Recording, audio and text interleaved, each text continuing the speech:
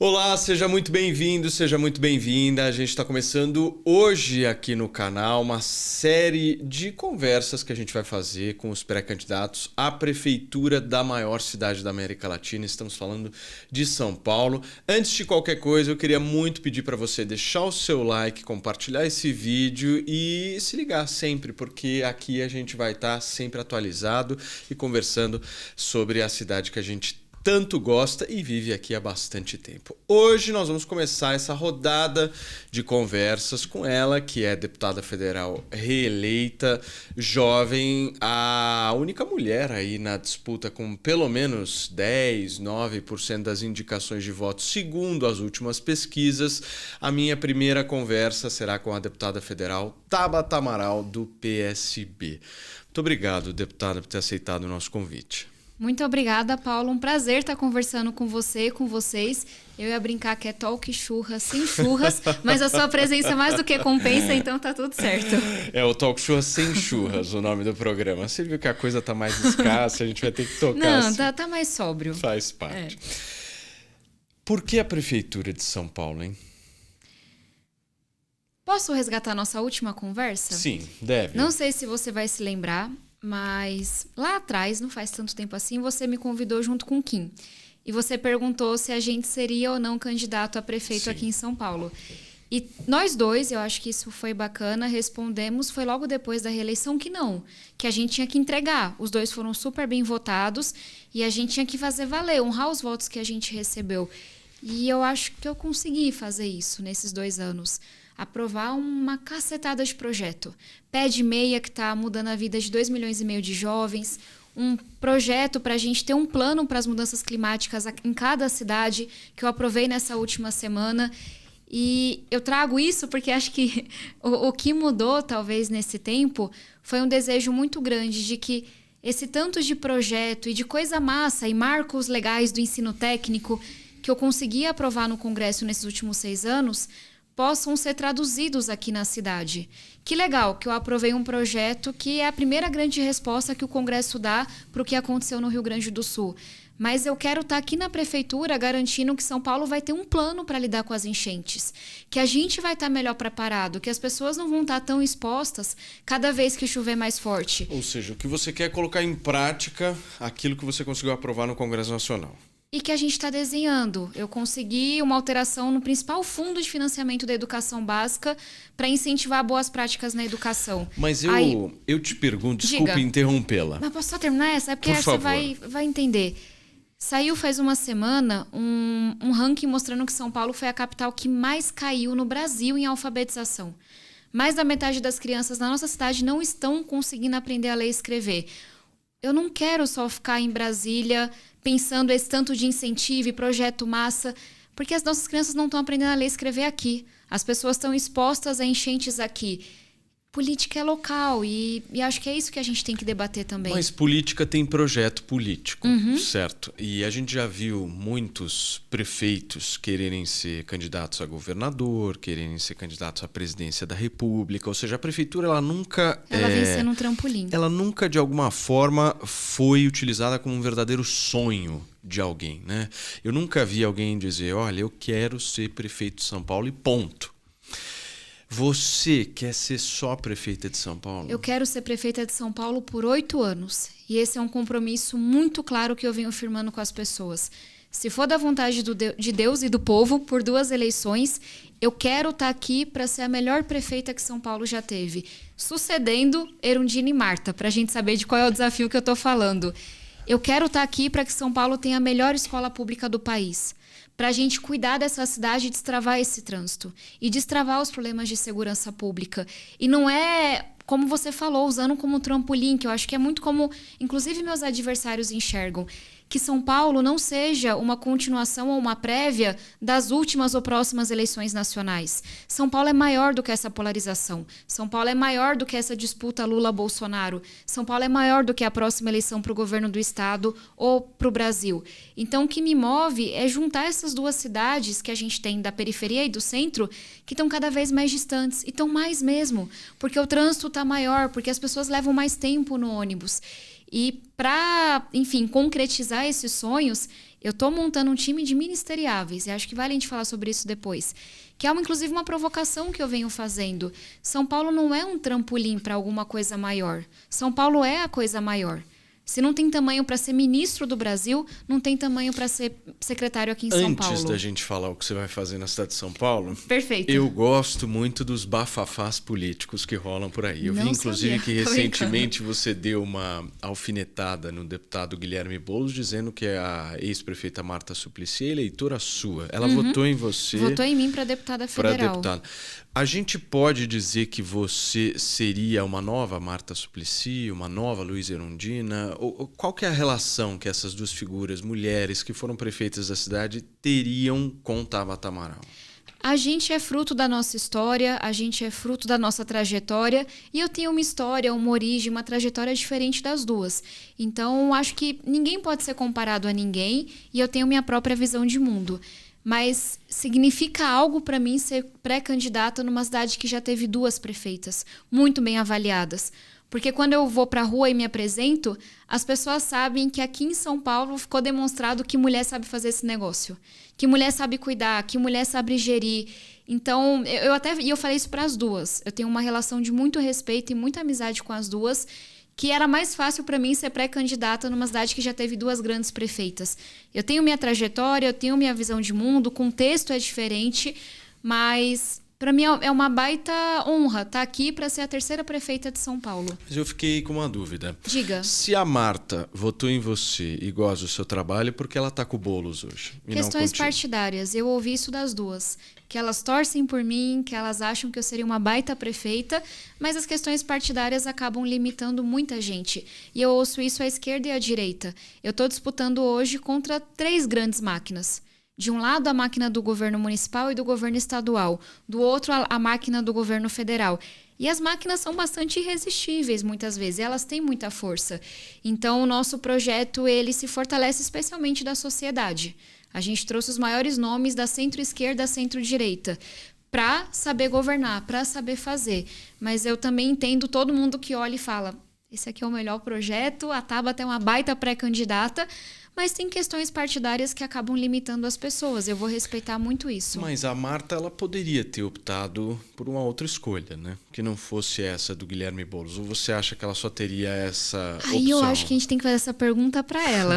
Ou por que ela escolheu estar no PT? E aí, sendo uma decisão do partido, eu entendo que ela precisa ser seguida mesmo. No que se refere a questões partidárias que você falou, eu queria falar de uma figura que inclusive está com filiação marcada para hoje, quinta-feira, que nós estamos aqui divulgando esse podcast, que é José Luiz da Atena.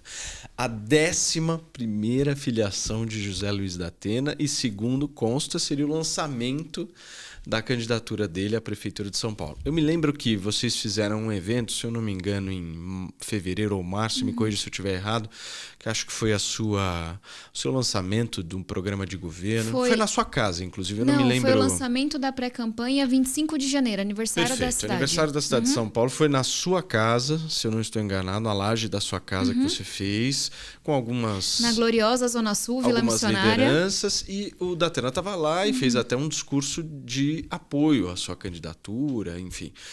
E agora ele resolve ser candidato. Como é que você vê isso e o que está acontecendo? Também precisa ser feita uma pergunta para ele, mas do que eu sei responder, do que eu posso responder, eu continuo tendo uma conversa muito boa, tanto com o Datena quanto com o PSDB.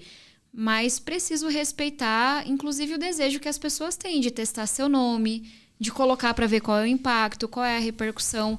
Então, o Datena me ligou para dizer: olha, eu considero ser pré-candidata a prefeito. Continuo te achando uma baita candidata, quero continuar esse diálogo. Lá na frente, quero te apoiar, mas para mim é importante esse movimento. Então, e eu houve respeito. um telefonema. Sim, durante a decisão e todas as semanas seguintes.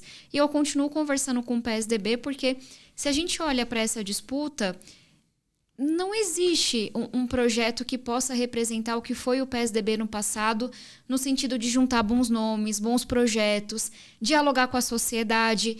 Então, eu e algumas pessoas do PSDB temos um entendimento que seria muito proveitoso se a gente estivesse junto, até para fazer frente a essa polarização tão rasa e tão burra que a gente tem. Então, a conversa segue super boa, mas cabe a mim respeitar que qualquer pessoa queira colocar seu nome à disposição, queira testar o seu nome e trabalhar para que a gente possa estar junto lá na frente. Ele seria o seu vice ideal, o da Atena? Eu fiz o convite. Eu considero que seria um baita vice. Mas aí é preciso que, enfim, que ele tome uma decisão em relação à televisão. Ele tem um prazo de até dia 29 de junho. E também entendo, é uma decisão difícil ser candidato. Ainda mais ser um candidato honesto. Você passa a ficar muito mais exposto, você vira muito, muito alvo de crítica, xingamento, etc. e tal. Então, tô na torcida para que ele aceite ser meu vice lá na frente. Caso não aceite, existe uma conversa muito alinhada com o PSDB, que indicaria um outro nome, mas também estou conversando com outros partidos, também estou conversando com outros nomes, porque acho que é um pouco do ritmo das coisas também. E entender que não é só essa construção política. Eu sou a pessoa que começou antes e está fazendo mais bem feita a construção do plano de governo. Então, acho que também o nosso plano de governo vai dando cara do que é esse projeto, quais são os princípios, as propostas, e isso vai delimitando um pouco as conversas que a gente pode ter. A gente percebe claramente no teu discurso, na tua forma de conduzir as coisas, que você tenta, de alguma forma, afastar a polarização do debate público, né? Isso é uma coisa que está muito em você e é uma tentativa muito clara a sua. Mas eu tenho uma dúvida. Você vai conseguir? Se a gente tem alguma chance no Brasil, é em São Paulo e na eleição municipal. Por quê? Historicamente, eleições municipais são eleições menos polarizadas. A gente viu isso na última. Bruno Covas foi eleito aqui em São Paulo, Eduardo Paes no Rio, João Campos em Recife. São vários exemplos. E a cidade de São Paulo vota mais ao centro. Se a gente soma a votação das opções não polarizadas na última eleição nacional, aqui foi onde houve o maior percentual. Mas mais do que isso, mesmo quem foi eleito do PT eram os tucanos do PT. A Marta, o Haddad. Quem foi eleito do PSDB eram os sociais-democratas, Serra, Bruno Covas. Então, eu venho dizendo para todo mundo, a polarização é um desafio mundial. Mas não é fácil de ser desmontada. Não existia uma direita mais bolsonarista naquela época, né? Na época do Bruno Covas? Na época do Bruno Covas não teve nem candidato. Não, o Bruno Covas foi eleito... O Russomano era o candidato do Bolsonaro. O Bolsonaro nem... Mas o bolsonarismo não conseguiu se criar aqui. A gente teve uma eleição com o Bolsonaro presidente no auge da polarização que não elegeu, não deu espaço para uma candidatura polarizada. Então, mas está acontecendo um fenômeno curioso aqui na cidade, que foi a entrada do Pablo Marçal nessa disputa, fazendo com que o jogo fique um pouco mais difícil de se entender para onde vai, né? Porque eu não sou analista política, eu sou uma liderança política, mas se me permitir a ousadia de fazer uma breve análise sobre uma escolha de Sofia que ele e o prefeito terão que fazer. O Nunes está... Ele e o Pablo Marçal, você falou. Desculpa, estava falando do Marçal e depois do prefeito. O Ricardo Nunes claramente não sabe o que fazer com o Bolsonaro. Metade do tempo ele é o candidato do Bolsonaro, na outra ele esconde o Bolsonaro, porque não dá para ser o candidato do Bolsonaro, da polarização, e o candidato do centro social-democrata ao mesmo tempo. E ele claramente está tentando conciliar as duas coisas com dificuldade. Quando entra o Pablo Marçal e tira 1/3 da intenção de votos dele e diz que vai ser o candidato bolsonarista de fato, o Pablo Marçal também tem que fazer essa escolha. Porque o bolsonarismo ou o lulopetismo, ele te dá ali de 15% a 30%, ele te ajuda a vencer o desconhecimento, mas ele lhe impõe um teto gigantesco. Então, acho que o Marçal faz uma escolha mais clara, ele quer ser o candidato do Bolsonaro, e aí o Nunes vai tentar ficar equilibrando essas duas coisas, sem espaço no bolsonarismo, mas também sem espaço no centro. Porque eu pelo menos tento, de alguma forma, diferenciar o que seria um candidato do Bolsonaro para um candidato do bolsonarismo. E eu acho que são duas coisas diferentes. Concordo. O Marçal está tentando se cacifar para ser o candidato do bolsonarismo. Do bolsonarismo. E isso vai deixar ainda menos espaço para o Nunes. Mas é importante entender por que eu tenho uma rejeição tão baixa e o Nunes e o Boulos rejeições tão altas. Uma dessas, a Tabata, o teto da polarização. A Tabata se encaixa como nesse cenário? Se apresentando. Qual que é o meu maior desafio hoje? Desconhecimento. Eu tenho um desconhecimento que vai de 50% a 70%. É muito alto ainda. E aí você me pergunta, mas como é que em toda pesquisa você tem de 10 a 15? Bota candidato, tira candidato, meu patamar base é 10%. Porque a conversão de votos é muito alta.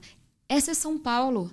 A gente gosta de projeto sério, a gente gosta de ver equipe, a gente gosta de gente que vai resolver o problema e não de away, não de palhaçada. Então, de cada 3 pessoas que me conhecem, uma diz que vota com certeza. E nenhuma outra candidatura consegue arrancar esse voto. Eu acho que cada candidatura tem o seu desafio. A minha ainda é desconhecimento. E é esse o indicador que a gente está atrás, e é por isso que eu estou na rua, na imprensa, na rede social, me apresentando. Porque tentando diminuir essa taxa de... Naturalmente, com a televisão isso. Também vai aumentar, né? A gente quer chegar no primeiro turno mais conhecido porque é os debates, a cobertura diária, mas uma dificuldade que o bolsonarismo e seu candidato, ou que o prefeito e o Boulos vão ter, é que eles estão no teto deles. Eles têm muita dificuldade de crescer. É se tentar segurar o que eles têm, porque a rejeição é muito alta. O que o Boulos não tem de intenção de voto, ele tem de rejeição. Ele vai crescer para onde? E a gente já é naturalmente a segunda opção, tanto da esquerda quanto da direita. Então tem que estar presente, tem que mostrar qual é o projeto. E talvez isso nem mude na pesquisa a princípio. Mas é saber, tem uma alternativa aí. Tem alguém preparada, tem alguém que sabe entregar, que sabe dialogar. E às vezes a pessoa vota... Não, deixa eu votar na Tabata para garantir que aquela pessoa que eu não quero de jeito nenhum não vai estar no segundo turno. Então, pode até antecipar. Você sabe que a gente, quando analisa as redes sociais, por exemplo, a gente acha que a gente está vivendo num mundo que não tem solução, né? Porque se você for analisar, recentemente teve uma briga do deputado Nicolas Ferreira com o deputado André Janones, que teve milhões e milhões de visualizações, aquela coisa toda e tal. E aí você percebe que há todo um método muito claro de ambas as partes, do pessoal da esquerda, do pessoal da direita, para que isso persista, né? Para que isso continue de alguma forma. Né? E aí quando eu vejo alguém com algum tipo de discurso um pouco mais ponderado e ameno, eu fico receoso por uma única questão. De onde esse discurso vai atrair a atenção das pessoas? Da vida real. Como ele vai atrair? Porque, por exemplo, eu vi você, se eu não me engano, na semana passada, ao lado da senadora Damares Alves e ao lado da deputada Benedita da Silva. Da deputada Sâmia Bonfim, se eu não me engano. Estava você, a Damares e a Sâmia do PSOL. No caso, era a Benedita, do PT. A Benedita. Mas, enfim... Espectros completamente diferentes ali. A própria Damares fez várias referências a você, de uma forma até carinhosa, enfim. Aquilo ali revoltou as pessoas das redes sociais, né? Mostrando que ali não tem espaço para esse tipo de coisa. Mas a minha dúvida é, as redes sociais, elas traduzem a realidade? Não traduzem, é isso que eu queria contestar. Enquanto estava lá Érica Hilton, Boulos, Janones, Pablo Marçal... Todo mundo, Nicolas metido na maior confusão, se esbofeteando. Assim, as pessoas não perderam o que significa estar lá para representar as pessoas. Na mesma hora, nas mesmas 24 horas, eu tinha acabado de aprovar um projeto no Congresso para a gente dar uma resposta para as mudanças climáticas e conseguir fazer um lançamento de uma frente que está defendendo ampliar a licença paternidade, juntando esquerda, direita, Câmara, Senado, algo histórico. E num primeiro momento, a gente viu que aquilo não rodou bem na rede social. Porque o povo queria falar de porradaria, de confusão, etc. e tal. Mas nas últimas semanas, tem um vídeo meu com a Damares que nas últimos dias, tá passando muito rápido, que viralizou, especialmente em grupos de mães. Especialmente em grupos de mulheres. Então não é aquela coisa que tá no trending topic, mas que tá sendo compartilhada e tá rendendo. E aí, você me diz, mas é suficiente? Na minha reeleição foi. Eu fui a única deputada entre 18 e 22, esquerda, direita, homens, brancos, que conseguiu aumentar a votação. Você acha que as redes sociais maquiam a realidade? Maquiam e tem uma coisa de renda. Se eu olhar para a minha votação comparativo de 18 para 22, eu perdi voto nos bairros mais ricos, como a Bela Vista. Porque é muito polarizado e eu não era candidata nem do Lula nem do Bolsonaro. Mas eu ganhei tanto voto no extremo sul e extremo leste da cidade que mais do que compensou. E você me pergunta, mas por que a mulher da periferia está votando em você? Porque ela quer, o que elas me dizem, elas querem um futuro melhor para o filho. Elas querem que os filhos tenham histórias parecidas com as minhas. Elas sabem que eu me importo, que eu vou cuidar da educação, que eu vou cuidar da saúde. Isso não aparece. Eu passei 4 anos perdendo seguidor no Facebook, pós-reforma da Previdência. Sendo xingada pela esquerda e pela direita. Os comentários eram, não se elege nem para síndica. Resultado, a única pessoa que consegue aumentar a votação. num voto de periferia, num voto de mãe, num voto de quem se importa com a educação. Mas a eleição proporcional é diferente da eleição majoritária, né? E graças a Deus é ainda mais ao centro do que a eleição nacional que a gente viveu. Então, de novo, é um baita desafio enfrentar a polarização. Mas se tem um lugar e uma eleição em que historicamente, e tudo indica que a gente consegue fazer isso, é na eleição municipal de São Paulo. Eu estou bastante otimista, como você pode ver. Mas é por saber que a gente tem essa avenida para poder se apresentar. Vamos falar um pouquinho agora sobre a cidade, que eu sei que você tem muitas ideias aí para falar de São Paulo. São 36 grupos de trabalho construindo nosso plano de governo. Não teremos tempo para falar de todos, sei. mas eu queria falar de alguns temas contigo e entender um pouco a tua visão em relação a eles. O primeiro deles é segurança pública, que eu acho que é um tema que a esquerda brasileira nunca soube lidar direito com esse tema e a direita soube aproveitar, com discursos até um pouco mais fáceis, um campo que havia de insegurança do brasileiro. Né? No caso da segurança pública, você enxerga o papel da prefeitura de que forma? Logo antes de vir para essa conversa, eu estava com o General Campos, que foi secretário no estado de São Paulo, com o Leandro Piquet, que é um mega especialista, lidera o nosso plano de governo, com a Luciana Guimarães. E a gente trouxe 3 pontos nessa conversa que a gente está construindo. O primeiro deles, dizer que a prefeitura se importa com a pauta de segurança e que a gente vai chamar para si essa responsabilidade, porque historicamente a Prefeitura de São Paulo delegou 100% para o governo do estado e falou, não é comigo. Não tem nada que a gente possa fazer para combater roubo de celular, para diminuir o número de roubo de carro. E o que o General Campos trazia era, se qualquer prefeitura que ajudasse o governo do estado, fazia metade do caminho. Porque você ter câmeras funcionando, que a gente não tem na cidade hoje, você iluminar a cidade, tirar o lixo, você ajudar a coordenar o trabalho que acontece no território. E aí uma coisa que acho que exemplifica muito o que a gente quer fazer é trazer governança para tudo isso. Porque hoje, e até uma coisa que o Coronel Zé Roberto, que está com a gente, ajudou a fazer, muitas pessoas trabalharam. Que foi secretário de Segurança Municipal, né? Da Guarda Civil Metropolitana. Aqui em São Paulo. Que a gente tem hoje a PM, a Polícia Civil, divide o território de acordo com as subprefeituras. Elas têm essa atuação mais dividida aqui na cidade. A Guarda tem a mesma divisão, mas ninguém se conversa. Olha o que acontece na Cracolândia. A prefeitura joga para um lado, o governo do estado joga para o outro no dia seguinte. E ninguém fica sabendo, não compartilha informação de câmera, não compartilha operação, não compartilha inteligência. Então, uma proposta óbvia, mas que nunca foi feita que a gente está trazendo é um comitê que se reúna mensalmente e que traga o comandante da guarda, o comandante para a capital da Polícia Militar, o comandante da Polícia Civil, os subprefeitos, quem atua na ponta para a gente olhar os indicadores. A gente tem que saber, a gente não sabe hoje onde é que está aumentando o roubo de celular. Por que é que está aumentando o roubo de carro na Zona Sul? Por que é que na Paulista está aumentando o roubo de celular, que é um dos maiores problemas? E a gente começar a atuar conjuntamente. Porque a guarda vai ter um papel, muitas vezes, de denunciar um lixo a céu aberto, de ajudar a cidade a cuidar do nosso patrimônio. E a Polícia Civil tem um trabalho importantíssimo de investigar. Como é que esse dinheiro está entrando? Como é que o crack entra na Cracolândia e 200 milhões de reais são lavados e ninguém fica sabendo por ano? Então, uma coisa que nunca aconteceu foi essa coordenação. É a o prefeito bater na mesa e falar, segurança pública é com a gente, obviamente, vai respeitar o trabalho. Empurra, né? Não é comigo, é só o governo do estado. E eles diziam, a gente nunca teve um prefeito que ajudou, que perguntou, vamos trabalhar junto? Como é que a prefeitura pode ajudar a PM e a Polícia Civil a fazer o trabalho aqui? Será que a gente está instalando nossas câmeras no lugar certo? Se a prefeitura fizer um bom papel de cobrir a cidade com câmera, de cuidar da cidade com zeladoria e de coordenar o que está acontecendo, trazer governança, é metade do caminho andado. Por que você acha que a esquerda tem dificuldade com esse tema da segurança? Eu acho que a esquerda perde por WO.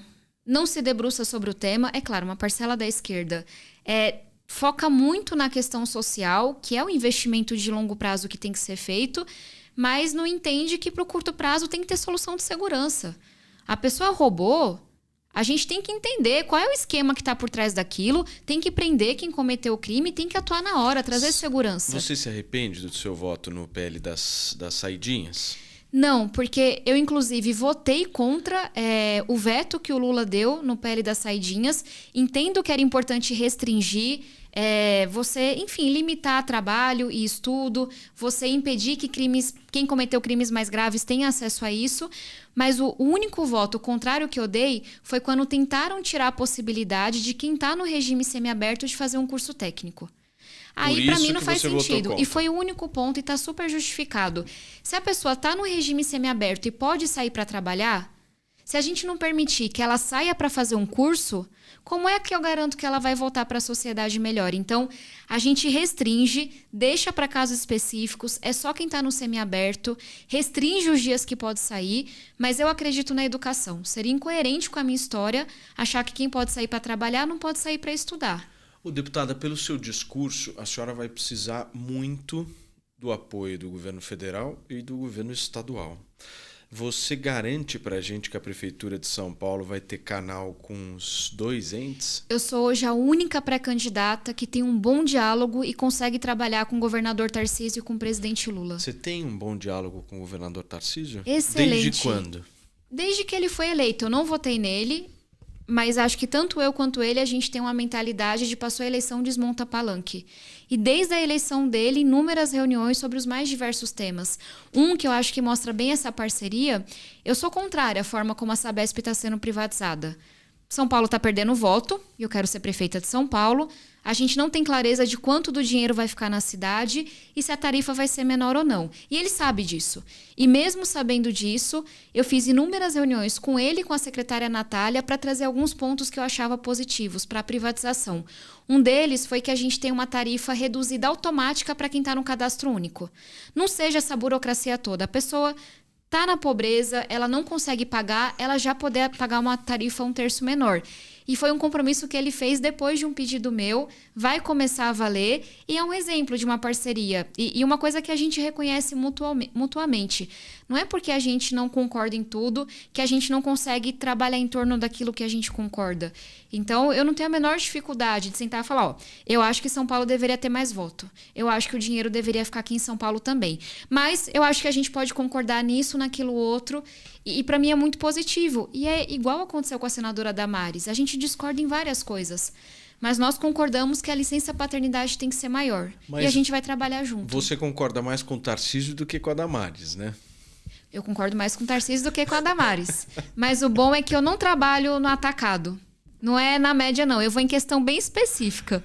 E aí, onde tem um ponto de convergência, eu sou boa de conversar e a gente rema todo mundo junto. Você acha que o Tarcísio seria uma opção da direita para 2026? Eu acho que sim. Acho que ele está se cacifando para isso. Muita coisa vai acontecer ainda. Eu estou 100% focada numa eleição que acontece daqui 16 semanas. Então, eu confesso que eu gasto zero energia para pensar na próxima.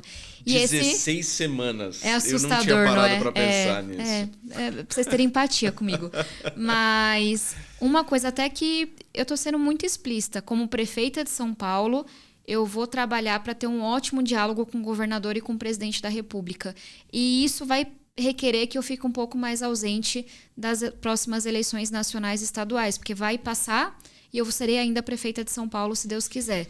Então é até um cuidado que eu já venho sinalizando. Você falou da sua relação com o Tarcísio e com o presidente Lula. Muito boa também. Mesmo você sendo candidata. Exato. Está marcada a sanção desse meu projeto, que eu tenho muita alegria de ter aprovado, para cada cidade ter o plano, inclusive trabalhar para eu implementar essa lei, porque São Paulo não tem hoje nenhum plano para lidar com as enchentes. Está marcada a sanção com o presidente Lula e é uma relação de muito respeito. Quando eu, pelo menos, tenho muita tranquilidade de estar com quem pensa diferente de mim, com quem está num palanque oposto, e geralmente as pessoas respondem com essa mesma tranquilidade e respeito que eu demonstro. Na cidade de São Paulo a gente tem um símbolo, né, que acho que é um dos símbolos mais tristes que uma cidade pode ter, que é a Cracolândia. Cracolândia. Aquilo ali, como paulistano falando, é a degradação do que é São Paulo, né? E eu já vi vários prefeitos dizendo que vão resolver, que não vão resolver, aquela coisa toda, é uma empolgação inicial e no final das contas a gente percebe a dificuldade que é resolver esse tema. Eu quero entender de você o seguinte, você consegue dizer se você vai resolver esse problema? Porque outros prefeitos disseram, não, eu vou resolver. Eu quero entender isso de você. E se sim, como?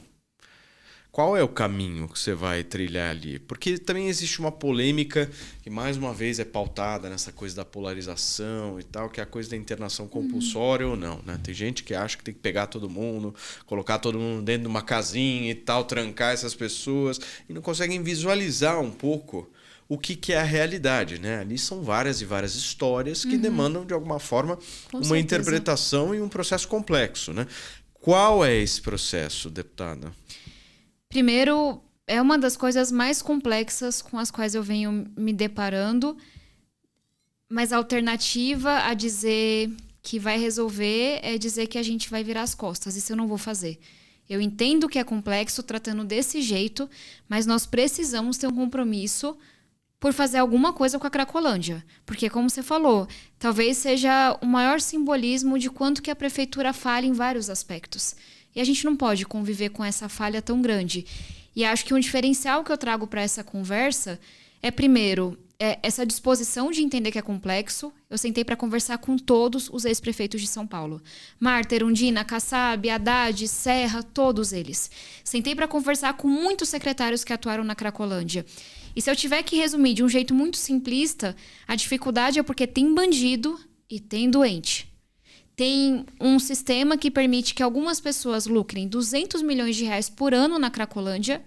E a gente tem que se perguntar como é que esse crack entra, como é que esse dinheiro é lavado. Quais são os CNPJs que estão sendo usados, quais são os agentes públicos que foram corrompidos. A gente tem que ter coragem de desmontar esse negócio. Mas vai ter que ter a mesma coragem para enxergar os 2 mil doentes que estão lá sendo usados como escudo humano. Você conhece a minha história? E é claro que isso marca a forma como eu enxergo as coisas. Eu perdi meu pai pro crack quando ele tinha 39 anos de idade. E o que mais me marcou em tudo que foi tentar ajudar meu pai e tentar encontrar uma cura para ele, foi que a gente nunca conseguiu uma vaga no serviço público. E é isso que acontece na Cracolândia hoje. São 2 mil pessoas.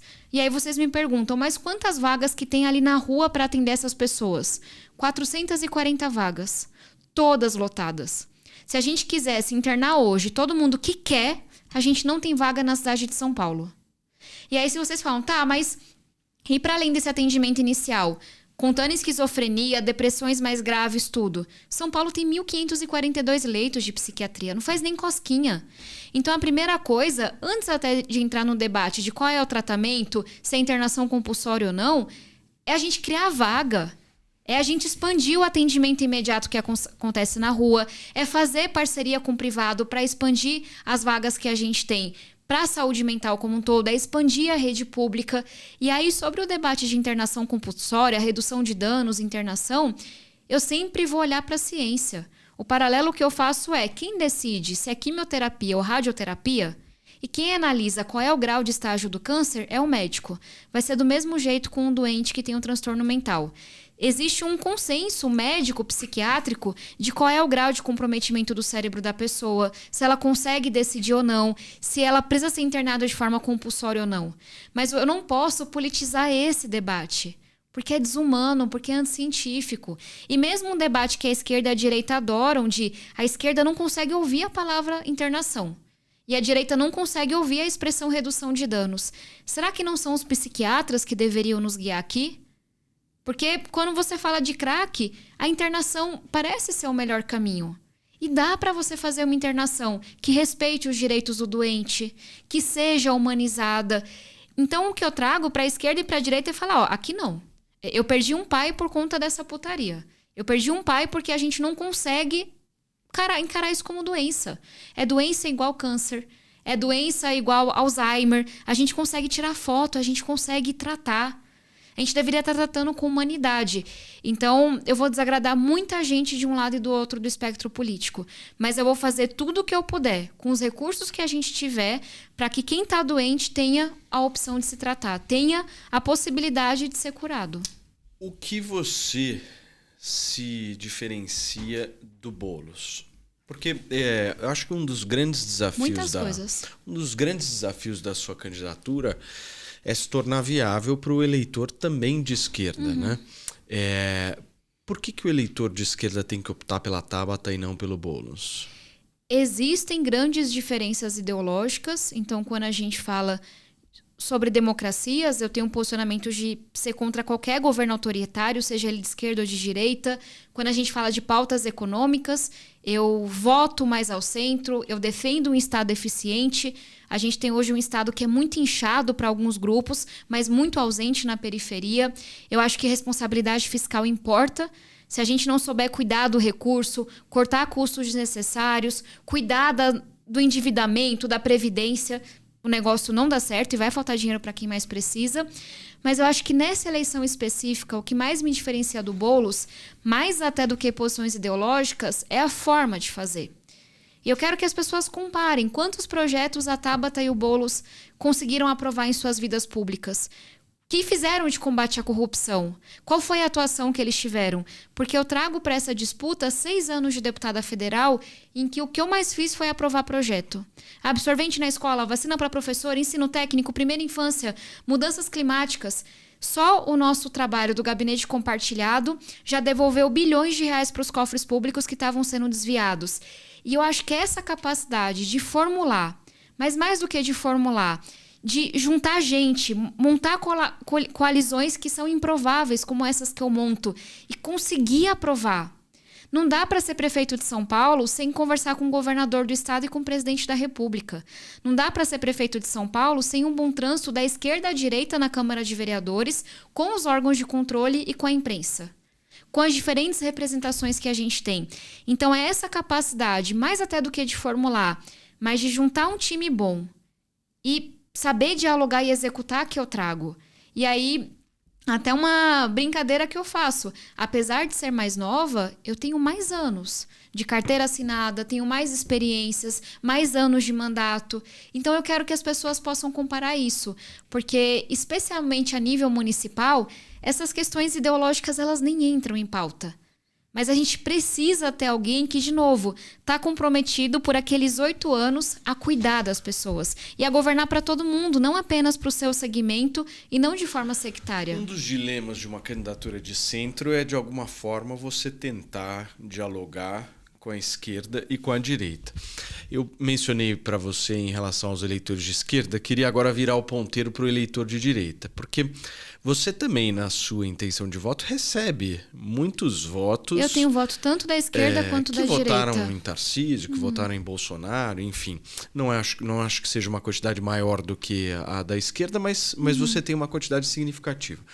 Um dos receios desse eleitor mais à direita de votar em você, acredito que seja uma posição de segundo turno. Se caso a senhora não vá para o segundo turno e o Boulos esteja no segundo turno disputando com algum desses candidatos, o Boulos vai contar com o seu apoio? Eu estarei no segundo turno. E eu sei que muitas vezes as pessoas olham e falam, não, tá fazendo. Mas eu tenho essa convicção. E é justamente porque eu tenho a convicção que eu estarei no segundo turno, mas não sei contra quem, que eu e absolutamente ninguém que está no meu time, que está no meu entorno, sentamos para conversar com qualquer um dos candidatos. Eu fui provocada inúmeras vezes pelo Boulos e pelo Nunes para ser vice, para estar junto, para construir um apoio de segundo turno. E de forma muito respeitosa eu neguei. Porque eu tenho convicção dessa avenida que a gente tem, de que eu estarei lá. E eu não sei contra qual dos dois eu vou para essa disputa. Então, para eles é conveniente, porque se assustam com a minha candidatura. E eu vi isso nos últimos 2 anos. Ah, mas ela não vai ser candidata. Ela não vai ter apoio do partido. Ah, mas o Alckmin e o Lula. Ah, mas não sei o quê. Ah, mas ela vai ser vice. Ah, mas ela vai ser ministra. E o tempo todo, eu com a convicção de que seria candidata, sendo da vontade de Deus, e que se as pessoas conhecessem o nosso projeto, a gente tinha grandes chances. Aí eu saio de 5%, vou aumentando, hoje em todas as pesquisas entre 10 e 15%. É claro que isso assusta. E é claro que a reação dos dois é dizer, não, mas ela vai apoiar fulaninho, mas ela vai me apoiar. Porque ainda não conseguem ver o que está acontecendo. Então, agradeço muito as deferências todas que fazem a mim. Mas eu estarei no segundo turno. E não sei contra quem. E quando esse momento chegar, vou conversar o apoio. Caso você esteja no segundo turno com Guilherme Boulos, você vai precisar do Exato. bolsonarismo. E aí? Eu sou um projeto que está mais ao centro e eu vou trazer as mesmas pautas que eu trago hoje. As pautas que eu trago do compromisso de São Paulo ter a melhor educação dentre as capitais, que a gente vai conseguir fazer e tem que ter esse compromisso. Cidade mais rica da América do Sul, uma das que mais investe por aluno. O compromisso com a pauta ambiental que eu tenho. São pautas que vão dialogar com a esquerda. A visão econômica que eu tenho de responsabilidade fiscal, da gente poder cuidar da trajetória da dívida, da gente poder olhar para a questão da gente cuidar do dinheiro da cidade, vai dialogar com eleitores mais ao centro. E o compromisso que eu tenho de encarar a pauta de segurança pública com seriedade, de mapear como que esses mercados funcionam, de trabalhar com o governo do estado, de encarar o combate à corrupção com seriedade. A gente tem hoje um prefeito que coloca bilhões de reais em obras sem licitação. A esmagadora maioria com denúncia de conluio, que é um acordão para escolher a empresa, e superfaturamento. Uma das minhas primeiras coisas vai ser acabar com essa farra das obras sem licitação. Então, o que eu vou trazer para o debate vão ser as mesmas pautas que eu trago hoje. E algumas vão falar mais com a esquerda, outras mais com a direita, e talvez eu fale um pouco mais de umas do que das outras. Mas eu acho que essa é a beleza desse projeto. O Nunes tem que escolher se ele quer ser de centro ou do Bolsonaro. As duas coisas ele não pode ser. O Boulos tem que escolher se ele vai continuar sendo sectário ou se agora ele é um cara de centro. Eu chego para essa disputa do jeito que eu sou, defendendo cada uma das votações que eu tive no Congresso, com um time que eu consegui montar. Então, é mais fácil quando você quer se amostrar, como eu diria, como filha de nordestinos, do que quando você está tentando esconder metade de quem você é. Eu não tenho nada para esconder. Deputada, me conta uma coisa, e as subprefeituras? O que você vai fazer? Assim? Porque a gente viu, pegando aí os 2 últimos prefeitos, o João Dória, ele transformou as subprefeituras em prefeituras regionais e aí depois o Bruno Covas voltou ao status de subprefeituras. Pensando do ponto de vista de administração mesmo, o que você vai fazer com 32 administrações, né? Porque teve um debate até rolando na Câmara de que os subprefeitos deveriam ser eleitos pela população e tal. Houve uma discussão na Câmara Municipal em relação a isso, mas que não avançou. Qual que é a tua visão para as subprefeituras? Se eu puder dar um passo atrás, falta hoje a administração de São Paulo tamanho. A gente não sabe o nome dos subprefeitos, a gente não sabe o nome dos secretários. Sei que você já esteve nesse cargo tão importante. Tivemos grandes nomes como Andréa Matarazzo, para dar apenas um exemplo. E a gente perdeu isso na cidade. E eu trago isso porque até quando a gente fala de combate à corrupção, do projeto político que a gente defende, a gente foi tendo um assessor do vereador e a imprensa não conhece, a população não conhece, a gente não consegue cobrar. Então a primeira coisa que eu trago de novo, se não tiver tamanho para ser ministro, não tem tamanho para ser secretário de São Paulo. Se não tem tamanho para ser secretário, não tem tamanho para ser subprefeito. E é claro que a gente vai olhar para as composições partidárias que vão apoiar o governo. É claro que a gente vai olhar para as indicações locais, mas tem que ter tamanho. Tamanho de cidade metrópole, como é a nossa. E aí, quando a gente fala das subprefeituras em si, acho que as coisas estão um pouco invertidas.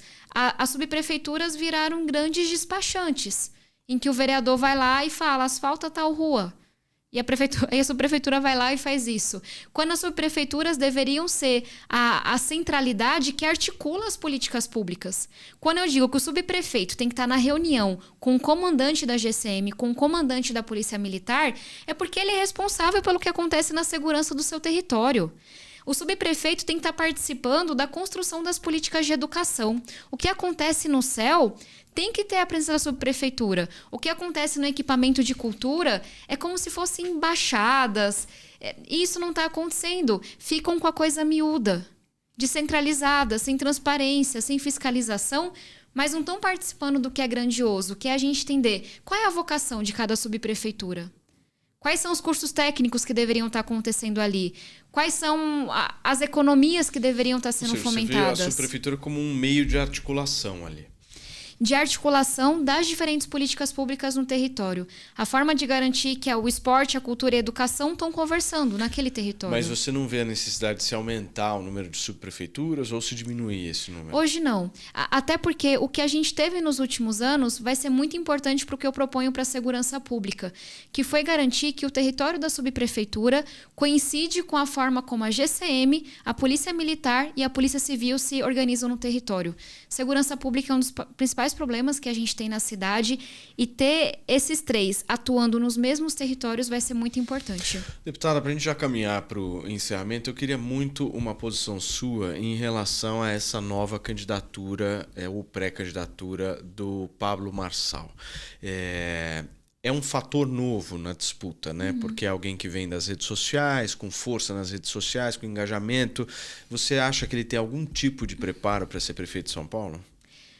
Uma coisa que vocês vão ver é que eu tô bem mais focada nos problemas que a cidade tem e em mostrar que o nosso time é o mais preparado.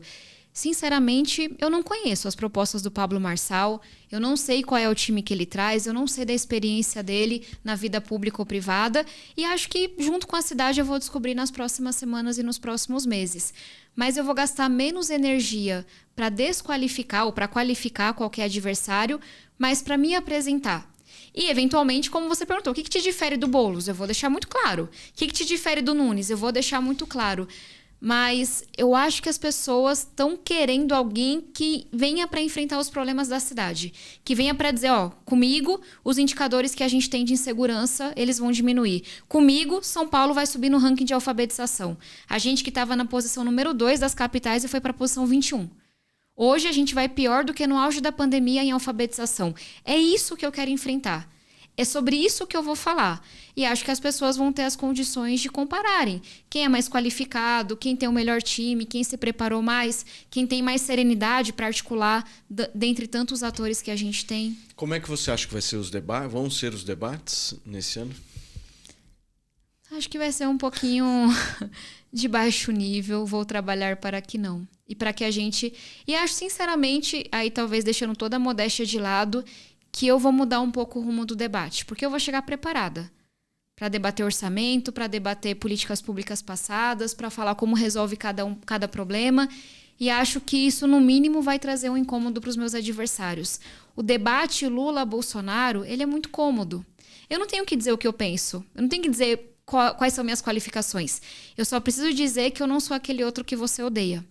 Na hora que eu entro com esse tipo de provocação, com esse tipo de preparação, eu acho que isso tira meus adversários da zona de conforto. E isso eu farei. Deputada, e como é que vai ser a senhora prefeita de São Paulo? Como que você imagina que é esse momento, assim? Qual que vai ser a sua rotina? O que você pretende fazer? Porque no caso da vida pessoal, você tem um relacionamento com um prefeito também, né? De uma capital importante que é a capital Recife. A primeira coisa que eu pensei de domingo a domingo, de 12 a 18 horas por semana, como é que fica por um dia. relacionamento assim com 2 prefeitos sobre Veja, eu brinco que Deus cuida dessa parte, eu cuido da parte do trabalho. Mas talvez seja a grande vantagem de ter 30 anos de idade. A principal acusação que meus adversários trazem é o fato de eu ser mulher e ser jovem. E eu, sinceramente, Paulo, acho que essa é uma das maiores vantagens. Prefeito, prefeita, não tem domingo, não tem feriado. Não tem muito espaço para a família, ou pelo menos hoje é assim. Não tem muito espaço para a vida pessoal. É um ritmo do caramba, é rua, é chuva, é enchente. Eu tenho disposição para isso. Eu estou disposta, se for da vontade de Deus e do povo, a dedicar meus melhores anos, em que eu tenho mais energia, dos 30 aos 38, para cuidar de São Paulo. E, inclusive, tenho o sonho de ter 5 filhos. É isso que eu ia mas te perguntar. sei que vai ser mais perto dos 40 do que dos 30. Esse sonho dos filhos mais para próximo. É porque eu tenho esses 2 grandes sonhos. De ser prefeita de São Paulo por 8 anos e de construir minha família. 8 anos prefeita e 5 filhos. Depois, por que 5? Porque minha mãe tem 26 irmãos, eu tenho só um e eu sempre achei muito pouco. Sua mãe tem 26 irmãos? Minha mãe tem 26 irmãos. E ela é a mais nova, então meus tios tiveram muitos filhos. Eu tenho para mais de 100 primos, muito mais. Meu Deus, como é que é o Natal? E eu sempre achei minha família tão resumida, tão sucinta, tão pequenininha. Só eu e meu irmão, aí brigava com ele, não tinha opção. Então... Pelo menos 5. Pelo menos 5. Mas só para dizer que é isso. Eu quero ser a prefeita que tá em cada BO que aconteça. Que não sai dessa cidade, que tá na chuva, que tá no feriado. Talvez eu não consiga fazer isso daqui a algumas décadas, mas hoje eu consigo. E hoje essa é a escolha que eu faço, se for da vontade das pessoas também. Eu vou perguntar para todos os pré-candidatos isso, para a gente encerrar nossa conversa, mas qual que é o sonho que você tem em São Paulo? De ver o quê? que aqui seja uma cidade em que o filho da periferia tem as mesmas oportunidades que o filho do centro. Que ao se matricular numa escola pública, nossas crianças tenham acesso a aula de balé, curso de inglês, intercâmbio, judô, aprendam o que tem que aprender em português, matemática, história, consigam competir no vestibular. Que a nossa criança que entre na rede municipal, às vezes com 6 meses de idade, os pais saibam que se não tirarem ela da escola, que se apoiarem, aquela criança pode se formar em medicina.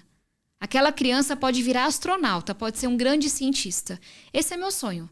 Se a gente conseguir fazer isso, a gente está quebrando esse muro que existe entre a periferia e o centro e a gente está atingindo o nosso potencial máximo. Quer ser uma terra de oportunidades, quer ser uma terra que trouxe as melhores pessoas do resto do Brasil e do resto do mundo. É isso. E aí a gente fala como é que faz com saneamento básico, como é que faz com transporte, como é que faz com segurança. Mas se eu pudesse olhar para um indicador o quanto que o filho do bairro mais pobre está conseguindo sonhar e realizar seus sonhos. Deputada, muito obrigado, viu, por muito ter aceitado obrigada, o nosso é um prazer. convite. Volte sempre. Esse foi o segundo Tabata Amaral, Talk Churras sem churras. E a gente vai voltar com os próximos pré-candidatos à Prefeitura de São Paulo. Muito obrigado pela sua audiência. Se você ficou aqui até aqui, deixa o seu like, compartilha esse vídeo e a gente se vê na próxima. Tchau.